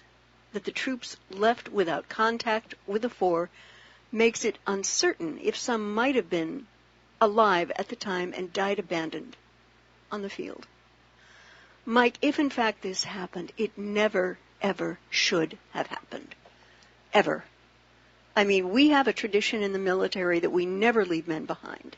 Well, that's often not practical, but in this case, they were simply unprepared for what was going on. They were in love with the myth of their own invincibility, and they got caught off guard, and they got cut off from their support. And the reality is, while we like to say we never leave any of our soldiers behind, it does unfortunately happen. It obviously did in this particular circumstance. And I feel so terrible for the widows and families of the people who got killed. Yes. And we're going to talk about Africa and the U.S. presence there a little bit later. But right now I'd like to bop on over to the U.K. Bop away. Michael Fallon made the observation that criticizing Saudi Arabia is not helpful for UK arms sales to Saudi Arabia. And he urged MPs to stop criticizing Saudi Arabia in the interests of securing a fighter jet deal, provoking a lot of blowback from human rights and arms trade campaigners. And apparently more than 100 people were arrested over London arms fair protests. The Defense Secretary was giving evidence to the Commons Defense Committee when he was pressed about why a deal to sell Typhoon jets to Saudi Arabia had not yet been signed. Fallon said that he had been working very hard on the deal and had traveled to Jeddah in September to discuss it with his Saudi counterpart. And although Qatar had agreed 2 days earlier to buy 24 jets from the UK, Fallon had to settle for signing a largely meaningless joint defense agreement with the Saudis. Now, I have a question for the British press, which is known generally to have maybe a few more quote-unquote male attributes than their American counterparts. And I want one of those people to ask Michael Fallon how it feels to be colluding with Saudi Arabia in war crimes. It feels profitable. Yeah, because the sales of these fighters are certainly a glaring, egregious example of this. Every day, the Saudis are bombarding Yemeni citizens, civilians, innocent children, women, infants, the medically infirm, elderly are being assassinated from the skies. And this is like a daily occurrence. With U.S. military assistance, the Saudi military has blockaded all Yemeni ports, meaning that food cannot get in and children are dying en masse from complications of malnutrition. And now, Yemen has been struck by an horrific epidemic of cholera, possibly weaponized, which has been one of the worst documented epidemics in recent history. And yeah, I'm sure the financial windfall for the British defense industry has been just massive. But at what cost to the soul of Great Britain?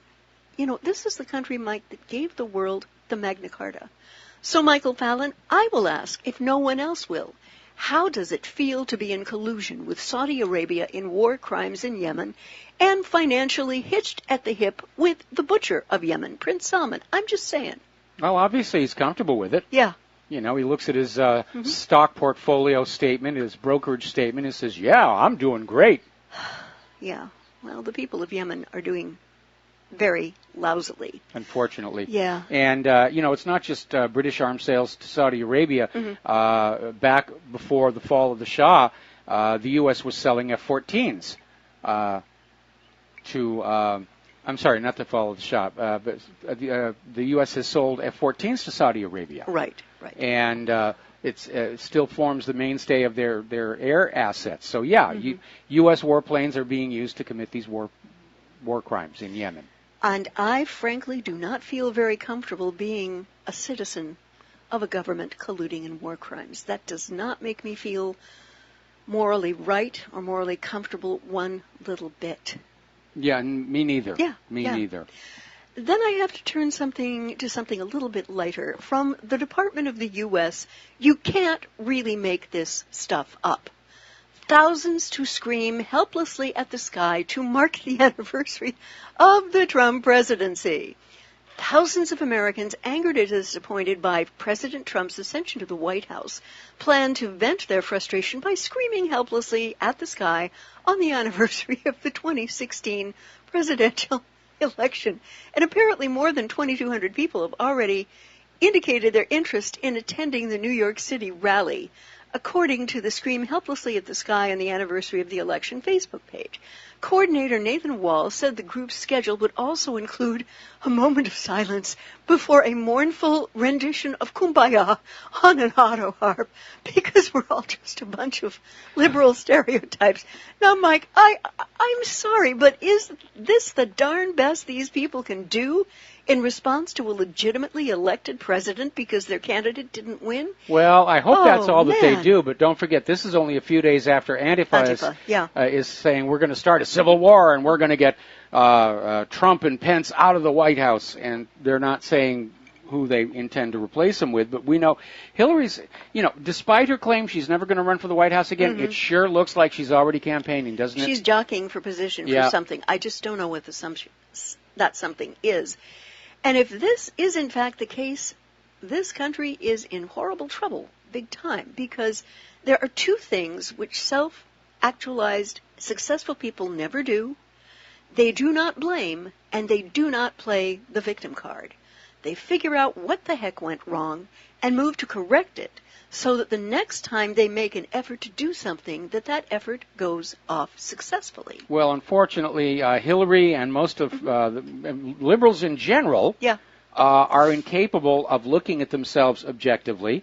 They have this fantasy world that they've constructed, and they think everybody should just sort of want to live in that world that they've come up with, and most of us don't. And, I mean, Hillary's book is an embarrassment. I'm amazed that people are buying it, because it's just, you know, a continuation of the screed that began on the morning after the election, where it's everybody's fault but mine. It's Russia's fault. It was, you know, the FBI's fault. It was James Comey's fault. And the fact of the matter is, we just didn't like Hillary Clinton. And we didn't trust her in the Oval Office because of Chinagate, Bloodgate, Travelgate, murder of Vince Foster, murder of all those people, the Bimbo Eruption Squad, Whitewater, Castle Grande, Flowerwood, and on and on and on and on. That's why she lost the election. That's why she couldn't steal the election. Right. And what the Democrats did, and they're going to have to pull back and ultimately own it if they are ever going to have a chance for the White House again. What they did was to steal the primaries from Bernie Sanders, who could have actually energized the base and won, and devised ways to massively rig the votes in favor of the unchosen one. Then they attempted to force Debbie Wasserman Schultz, candidate of choice, Hillary Clinton, down the throats of the American people who rejected her outright. And the reasons are very clear. She was utterly pathologically incapable of relating to the middle-class base and had more baggage than does Kim Kardashian on a photo shoot. Unhappy that it was the Electoral College which ultimately worked in favor of electing President Trump, start canvassing to create a federal law which abolishes the institution.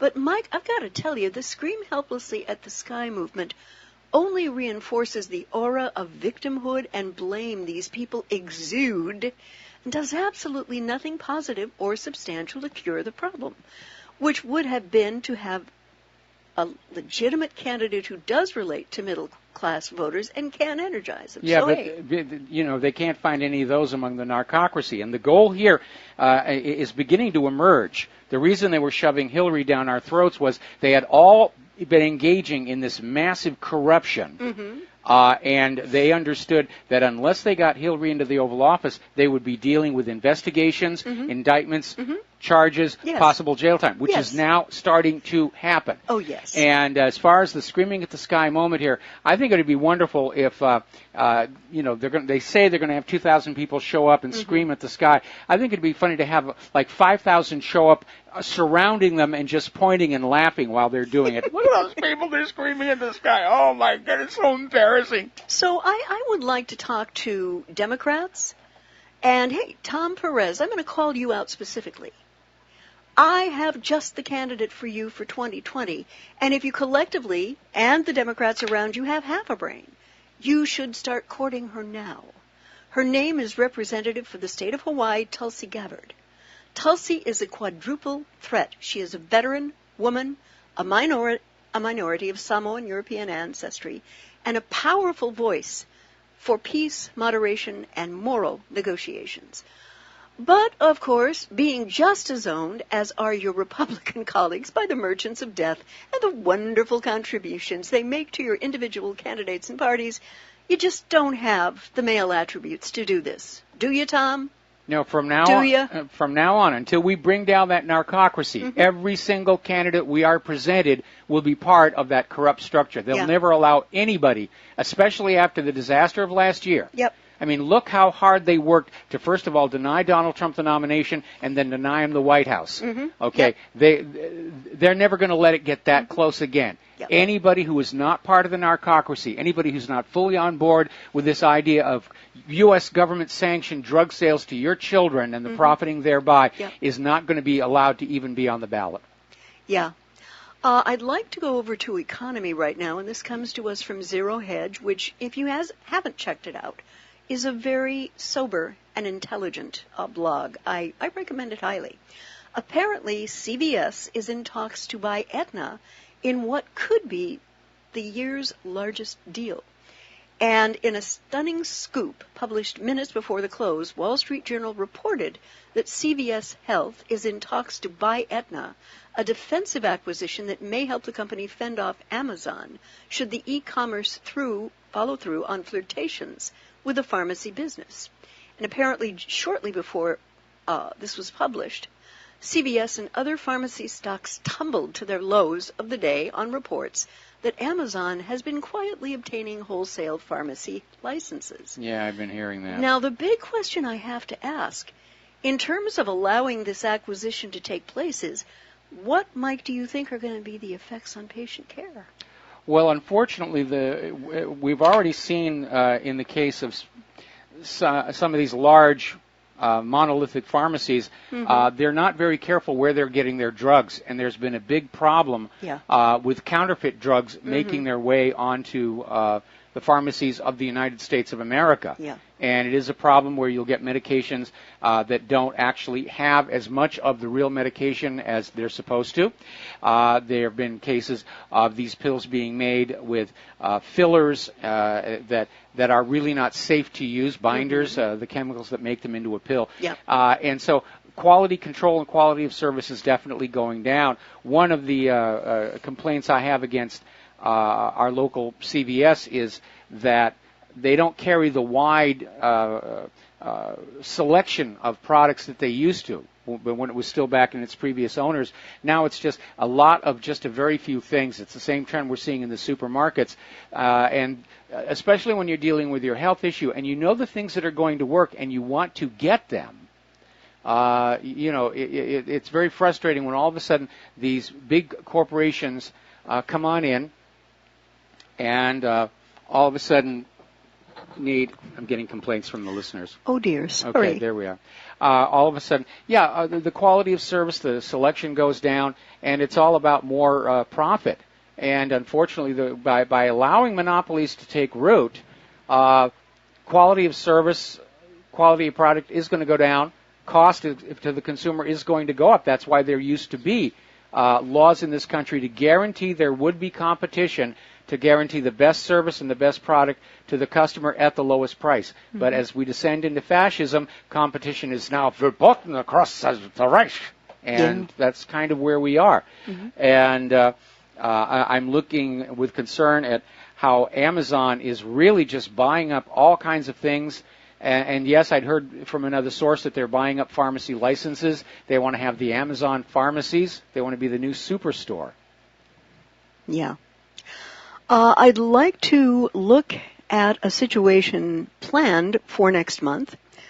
A U.S. official has said that 3 Navy carriers plan to exercise in Asia Pacific at about the same time that President Trump is traveling to Beijing, including visits to South Korea and China.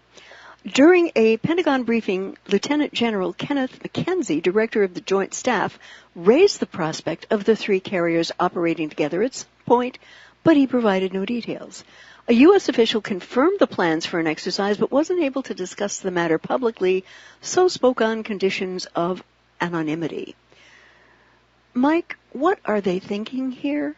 What's going on? Well, this stands in stark contrast to Mattis out there saying we're seeking a peaceful solution in North Korea. It certainly doesn't look like it. Yeah. I can understand just from a flat-out training perspective, especially in light of the poor performance shown by the command crews of the Fitzgerald and the John S. McCain, that maybe they do want to start exercising multi-carrier operations. The normal mode for the carrier group, so far as we fight little tiny helpless nations unable to defend themselves, is the carrier operates as its own autonomous platform with its fleet auxiliaries, and it's the center of a battle group. Right.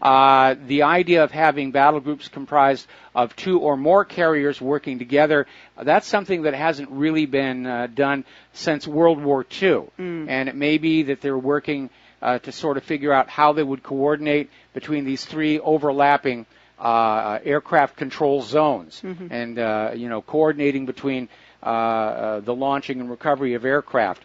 It certainly would make that overhead space very, very complex and difficult to deal with. Yeah. But the reason for exercising this kind of an approach is somebody's getting ready to go up against a major foe where they feel that this kind of force concentration is necessary. Now, my bet, Mike, is that while President Trump is in Beijing for meetings with Xi Jinping, Kim Jong-un is going to cool his jets, not test any missiles, and absolutely do nothing in response to the provocative military exercises surrounding the Korean Peninsula. What worries me, though, is if there is no response to the occupied, unhinged surveillance state of America's move, such a response may well be crafted for Kim Jong-un by way of a false flag. I mean, false flags are a routine tool of statescraft by this country. And the timing of the coming together of these carrier groups needs to have a substantive reason for doing it. I mean, keeping operational preparedness at peak level takes a lot of time, discipline, and money, right? It absolutely does. Yeah. And again, having all 3 aircraft carriers together at that exercise provides an optimum time for a coordinated attack into North Korea and an attempted decapitation strike. But again, that's why we were talking about the revelation or the confirmation in the released JFK documents that, yes, the U.S. government will stage atrocities to justify wars, and we have to be ready for the reality that they may do one to get us into North Korea or Iran. at a time when President Trump is the guest of China? You know? Yeah. That, forgive me, but geopolitically, that sounds more than a little dicey. It is very, very dicey. Yeah. But again, up in Beijing, it's not like North Korea could realistically reach him there. And No. Okay, so we're going to take a break for commercials here. And when we come on back, we're going to be talking more about Trump and whatever else he's doing this week. We'll be right back. And aloha, America. Welcome back to our show here. And Claire, take it away. Yeah, I read something today that was extremely disturbing. President Trump's new presidential memo will normalize drones in America's life.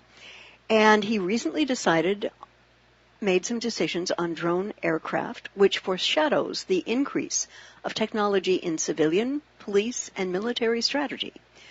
On Wednesday, President Trump signed a presidential memorandum creating a new trial program for the commercial use of unmanned aerial aircraft or drones. The memo, titled Unmanned Aircraft Systems Integration Pilot Program, allows certain communities to be exempt from current safety rules as they test drone operations. States, communities, and tribes selected to participate would devise their own trial programs in partnership with government and industry drone users. The administration anticipates approving at least 5 applications, but there is no limit on the number of communities that can join. And I have an observation to that. For the people who believe, I think wrongly, that drone strikes are only going to happen against the bad guys in other countries, you'd better rethink that, because police departments around the countries are already starting to stock up on these weapons for their arsenals. Connecticut, set to become the first state to allow deadly police drones. And a lawmaker said weaponized drones now legal in the U.S. A lawmaker says crime fighting will be a video game. Cops may quell the next Baltimore-like uprising with tear gas rounds. And the problems with using these are both moral and legal, I think. And I'd like your input on this with the use of these weaponized drones. And they're very complex. First, how much collateral damage, Mike, are these going to create among innocent U.S. civilians? If incidents like those in Afghanistan, Yemen, Iraq, Somalia, and Libya are any indication, the amounts of collateral damage in the use of these weaponized drones can be very huge. Well, we're getting into an apples and oranges kind of situation because the drones that you're talking about in the war zone are like the Reapers and the Predators. Yeah. Those carry tremendously powerful explosives and munitions. What they're talking about here in the U.S., at least at this point, are drones that are carrying maybe a live shotgun shell, what's called a beanbag shell, or there's actually a fireable taser, that fits in a 12-gauge cartridge, and when you fire it, it charges, and when it hits its target, it knocks it down. Certainly tear gas, various other area denial dispersants can be used, but the possibility for collateral damage, it's real. It's probably not as great, but it's definitely going to be real. The real issue, I think, for a lot of people is this idea of the fact that the safety regulations are being set aside, meaning that in testing out these drone applications, we can expect these drones to be falling out of the sky, which they do, damaging property, injuring people, possibly causing traffic accidents. We know that small birds that get caught up in these drones get chopped to little tiny bits, which also destroys the drone at the same time. And there is that privacy issue, especially in the hands of law enforcement, because these drones carry very sophisticated cameras. Even the consumer drones now have very excellent high-definition cameras that are very low-light sensitive. And it opens up the possibility of just peeking through the windows. And I don't know if you remember the movie Blue Thunder, which was Roy Scheider, about this experimental police helicopter. Well, I think a lot of the issues that were raised in that movie still apply, the only difference being that the drones don't have a human pilot that has a sense of moral conscience about what's going on. Well, what bothers me, I think, is secondly, it moves the drone operator from a position of helping cops on the ground apprehend a suspicious baddie to occasionally that of judge, jury, and executioner, which is the absolute polar opposite of due process. I would agree with you on that one. Yeah, and of course, we have too many police acting like judge, jury, and executioner on the ground right now. It's a wildly out of control problem. And I think the drones are only going to make it worse. And I think that you might actually see there to be an underground pushback against the drones, either by very crude weapons to take them down, or maybe bring back the art of falconeering. Ah, yes. You know, yes. You, Peregrine, kill drone. All right, we're going to take a break for commercials. Okay. We'll be right back. And aloha, America. Welcome back to our show here. And we were just watching on Fox News during the break here. They're finally starting to address an issue that we've been talking about for many years, and that is the fact that the Social Security Trust Fund is in trouble. Expenditures for the rising number of baby boomer retirements have now crossed $1 trillion. They're looking at a forecast of over $30 trillion in liabilities they have coming up. And they're now predicting that Social Security is probably going to be insolvent by 2034. What they're not telling you is how this all came about. Oh, I remember. And this, again, goes back to the presidency of Bill Clinton. And it was a big, big stink, because back before Clinton became president, the administrators of Social Security and the guardians of the budget understood there was a demographic problem coming on up with the retirement of the baby boomers, that post-war surge in population. I'm one of them, so is she. And they were all going to be retiring at the same time, and it was going to put a huge strain on the Social Security fund. So they approved an increase in Social Security contributions, taxes, what have you, from payroll deduction. And they started to build up a huge cash surplus to absorb that surge in retirements that were expected from the baby boomers. So far, so good. Then Bill Clinton gets into the office, and he looks at all that money sitting over there in the Social Security Trust Fund, and he borrows it, takes it, spends it as general revenues, replaces it with a special issue treasury bond which cannot be redeemed. And that's where he got his magic federal budget surplus that the Democrats like to crow about. Oh, he had this wonderful federal budget surplus. You know, I did a good thing. I took a federal deficit, I turned it into a positive. It was the economy, stupid. And what he did was he literally was embezzling the American worker, because that money in the Social Security Trust Fund does not belong to the government. It belongs to you, the American worker. And in point of fact, you are forced to entrust that money to the government for wise management, and clearly the government has let you down on that one.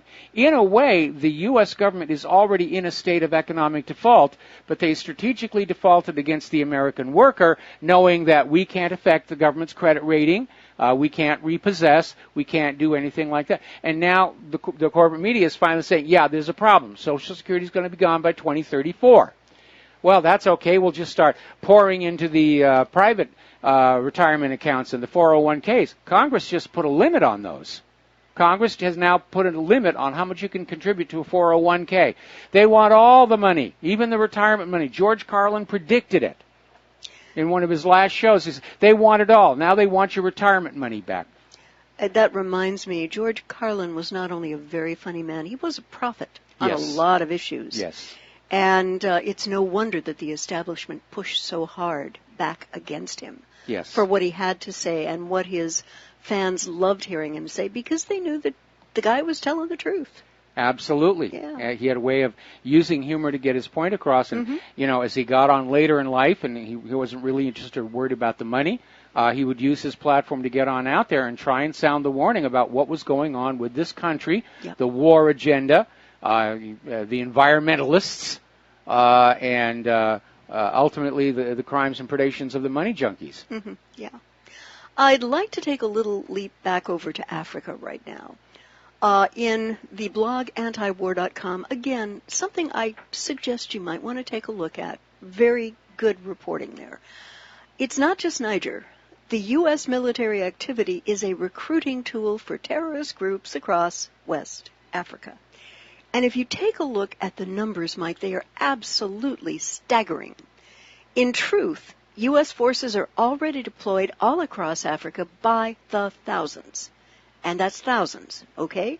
6,000 troops are on the continent, conducting 3,500 exercises, programs, and engagements every year. That's almost 10 missions a day from Cameroon to Somalia, Djibouti to Libya.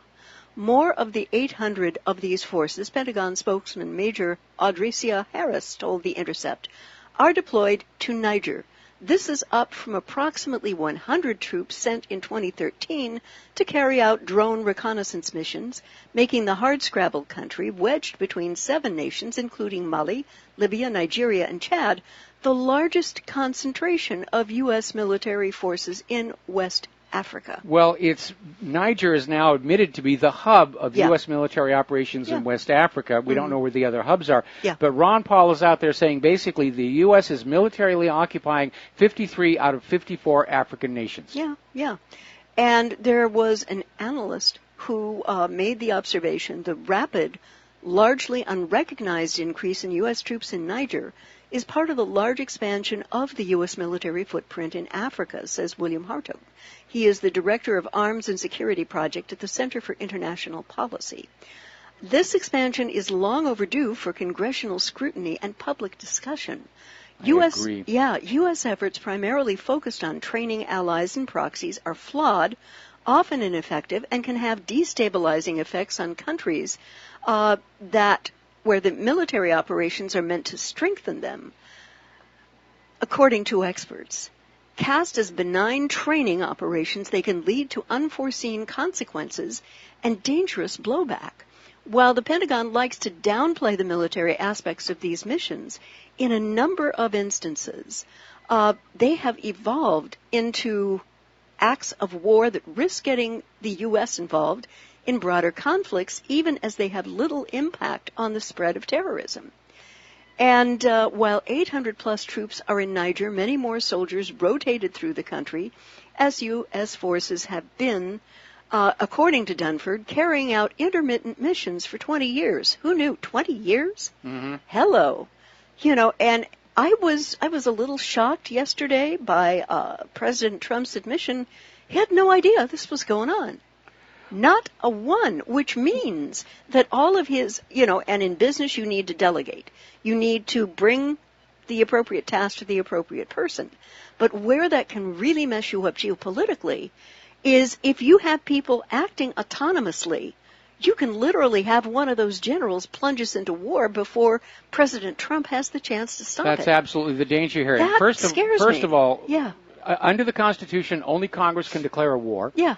Under the War Powers Act, the president can declare a war, but for Donald Trump to simply arbitrarily say, I'm going to let the Pentagon generals run this, that is absolutely not the way it's supposed to work. No. We're supposed to have a civilian leadership, civilian oversight of the military, not a military junta running the wars for us with Congress and the president just out there for set decoration. Yeah. Because that's what it looks like they are right now in terms of the war agenda. Congress was completely unaware of what was going on in Africa. Yeah. Trump was caught completely unaware. He's trying to basically get out of it, saying, well, I rely on the generals, to figure out what's best. But he's not allowed to do that. Trump is not allowed to delegate the creation of wars onto the Pentagon any more than Congress was allowed to dump their war authorization authority onto the president. Yeah, and in looking at this and realizing that when we have these drone strikes overseas in places like Africa, what happens to the people left standing is they're angry, and they've got nothing much left to lose other than their lives, which doesn't mean a whole lot right at that point. No wonder these people are getting radicalized. It creates an energy of perpetual war by radicalizing indigenous Africans. Well, that's what the U.S. wants, is to stir perpetual war so that all of the people who are living over the oil and the gas and the uranium kill each other off and save us the trouble. Nobody gets up in the morning one day and says, there's nothing on TV. I think I'm going to be a terrorist. No, it doesn't happen that way. Yeah. Somebody gets radicalized because they're just going about their business in their village market square, and they're talking to friends, and they're buying and selling and doing whatever, and all of a sudden there's a horrendous blast, and people that they've known their entire lives are just lying in bloody shreds all around them, and the shrapnel is stamped made in the USA. That's why they hate us. They don't hate us for our freedoms. I hear you. They hate us because the U.S. government has a bad habit of going into other countries and mucking about with them. Yeah, yeah. Speaking of mucking about, T-Rex, Rex Tillerson, a.k.a., has come out again and said Assad can have no rule in Syria's future. With the Assad government in Syria cementing increasingly secure, in control over much of the country, the U.S. has quieted down for a while on demands that Assad's ouster, instead shifting the blame to Iran and Russia. Now, For Assad's survival. Yes, for Assad's survival. Secretary of State Tillerson, however, now says that with Geneva talks coming up in late November, Assad has to be removed from power, and that the only way to end the Syrian war is for the world to accept a whole and unified Syria with no role for Bashar al-Assad. Now, exactly how the U.S. intends to see this through, as the end result is unclear, as while there are some nations that have backed the U.S. calls for regime change, the non-jihadist rebel groups are virtually wiped out at this point, and such groups have no chance of seizing the country by force. And so I want to ask T-Rex just how he intends to accomplish this, and by the way, has Vlad the non-impaler received the memo yet? No, they're not going to inform Russia. I mean, the only way the U.S. can absolutely guarantee that Assad will not be part of the future Syria is to assassinate Assad. How likely do you think that would be, considering that he has... Leaders get assassinated all the time. Yeah. You know, they could do it with a cruise missile strike. Yeah, okay. And then what is Russia going to do in reprisal? I don't think Russia would declare war on the U.S. over the assassination of Assad. What do you think they would do? I think they would file a formal complaint with the UN, which is a pointless exercise. Yeah. But again, Russia doesn't really want war, neither does China, neither do any of these countries. Yeah. It's the U.S. that is pushing all these wars on everybody. And at some point, though, we're going to reach a point where the rest of the world is going to say, okay, appeasement didn't work. We should have learned that the first time around. It's time for us to link up and start seriously looking at dealing with this latest empire. Yeah. And in a related move, we find the following article. Tillerson also says that Iraq must resist Iran influence, stand on its own in the face of Iranian influence, while recognizing that the two states share a long border and legitimate economic interests. And Iran has been very helpful in Iraq getting rid of the jihadists. Tillerson, who held talks with Iraqi Prime Minister Haider al-Abadi in Baghdad this week, was asked by reporters in Geneva about blunting Iran's influence. What we are saying to the Iraqis is you must develop the capacity to stand on your own. Now, this makes absolutely no sense to me. No, it doesn't. I mean, Iraq is already telling the U.S. forces they're the ones who need to leave. Iran was invited in to help deal with this Kurdish Peshmerga. Yeah. Okay, so Iran is in Iraq at the invitation of the Iraqi government. Yeah. And the U.S. is not. And now you have, with Iraq just about ready to finish off ISIS there, and Syria finishing off ISIS there, it's understandable they're all saying, it's time for the U.S. to take your forces and go home. You are not wanted here. You are not welcome here. Right. I'm having to wonder when Muqtada al-Sadr, remember that guy? I remember him. Yeah. He was the guy who originally said on the SOFA agreement that the U.S. had to be out of Iraq by the time they said they were going to be out of Iraq, or else. Yes. I have to wonder what he's doing, what he's planning, what his long-term plans are. I have a feeling he could get that Mahdi army back together just in a heartbeat. He knows all the senior commanders, and I have to wonder and I have to speculate as to whether this is where things are going in Iraq. Mike, what do you think? Well, again, the U.S. is losing control and influence over Iraq. In fact, Iraq is not only pivoting closer to Iran, it's pivoting closer to Russia. Yeah. This whole Middle Eastern deal, it's turned into a quagmire. And again, Pakistan said it best. There is no way the U.S. is going to militarily prevail in Afghanistan. It's time to seek a political solution and an exit strategy. Right. The U.S. is basically lost in Syria, despite all this talk about we got to get rid of Assad and everything. Yep. The U.S. is losing in Iraq because Iraq is turning away. All these countries are saying, thank you for all the landmines. It's time for you to get on out. Yeah. And everything the U.S. has been doing in that part of the world is driving these countries to pivot away from the West and toward Russia and China. It is a epic, monumental failure. If we are already in the opening throes of World War III, we are already losing it. Yeah. And speaking of monumental failure, the House just passed a new missile sanctions against Iran. In a 423-2 vote, the U.S. House of Representatives has passed the Iran Ballistic Missiles and International Sanctions Enforcement Act, which intends to impose sanctions of the Iranian government as well as international entities that are determined by the president to support Iran, whatever the heck that means. The resolution isn't specifically related to Iran's nuclear deal, though Representative Ed Royce, the bill's sponsor, presented it, and several other anti-Iranian resolutions making their way through the House as proof Congress is responding to the full range of threats from Iran. Threats? What threats? Well, I'll tell you the one that really bothers me, a very disingenuous title. They're calling it the Iran Ballistic Missiles and International Sanctions Enforcement Act. Yeah. There are no international sanctions on Iran's missile program. Yeah. And again, like any other nation, they have a legitimate right to build defensive weapons in advance of a clearly belligerent, aggressive United States. Yeah. And what the U.S. is trying to do is bluff all these countries into disarmament on the promise that they won't be invaded. Then they invade. And the U.S. has gone back on that so many times, nobody's going to buy it. They did it with Libya. They said, Libya, if you surrender your nuclear weapons program, we won't invade you. Then they invaded. Yeah. Same thing with Syria. Surrender your chemical weapons, we won't invade you. Syria surrendered the chemical weapons, they got invaded. Same thing with Iraq. Surrender your chemical weapons, we won't invade you. Iraq surrendered their chemical weapons, they got invaded. Yeah. At this point, who in their right mind is going to surrender a potentially defensive weapon system on the assurance that the United States is not going to invade? I think the leaders of Iraq and Iran were getting together and saying, you can't trust the United States government. Their word is worthless. Yeah, and you have to look at the way that President Trump has distanced himself from the P5+1. I mean, that is completely, totally insane. Well, it's what Israel wants. Yeah. Israel wants the U.S.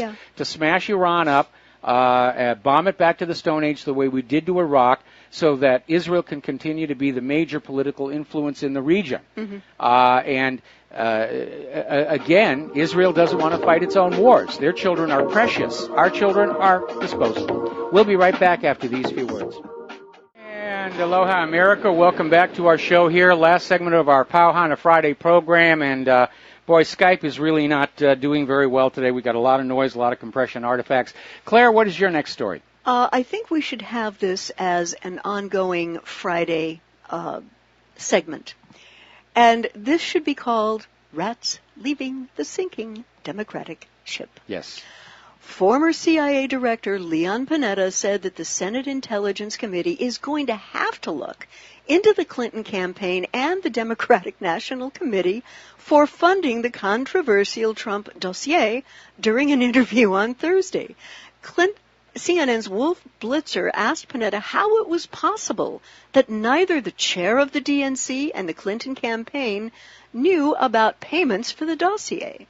And Panetta responded, "It's obviously something that the Intelligence Committee is going to have to look at. You know, knowing presidential campaigns, they're big operations. And somehow the left hand may not know what the right hand is doing, and that could be the case here." Panetta continued, "I really do think that the committee is going to have to get into this, determine exactly what happened, and find out who knew what and when." Blitzer followed up by asking Panetta why Clinton campaign attorney Mark Elias didn't tell Clinton campaign chair John Podesta they had paid for the dossier. Elias was now there's a problem there. Yeah. There's a problem there because there's now an FEC complaint against the Clinton campaign because the money that was paid for this dossier was listed on campaign funding records as a completely different purpose. So somebody knew what the money really had gone for and they were trying to conceal it. Somebody inside the campaign itself. Mm-hmm. Okay, so there's definitely a smoking gun. And we know what a control freak Hillary Clinton was. There is no way that anything that significant was happening inside her campaign that she was not aware of. Okay? Yeah, absolutely. And, you know, John McCain is up to his neck in this. Yeah. McCain was the one who took this bogus fabricated document and gave it to the FBI to get the FBI to start the investigation into Donald Trump and Russia. It was all bogus from beginning to end. Yep. It's a complete fraud.